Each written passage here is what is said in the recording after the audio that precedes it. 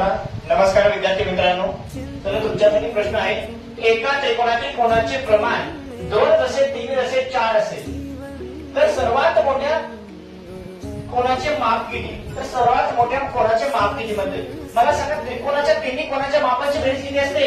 180 अंश. ओके, 180 अंश असते. त्याला काय करायचं बघा आता इकडे. पहिल्या कोणाचं गुणोत्तर किती आहे? 2, दुसऱ्या कोणाचं 3 आणि तिसऱ्या कोणाचं 4. हे गुणोत्तर आहे. ओके, मग मला सांगा गुणोत्तराची बेरीज करायची. 2 अधिक 3 किती? 5. 5 आणि 4 9. या 9 ने याला भागायचे. 9 1 9, 9 2 18 झाले. काय हे शून्य वरती घेता 20 झाले. तर 20 ते प्रत्येक संख्येला गुणून घ्या, प्रत्येक गुणोत्तरला.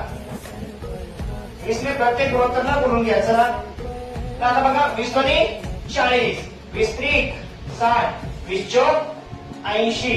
तर तुमचं उत्तर किती आले? 80. सर्वात मोठ्या कोणाचे माप किती आहे? 80 अंश.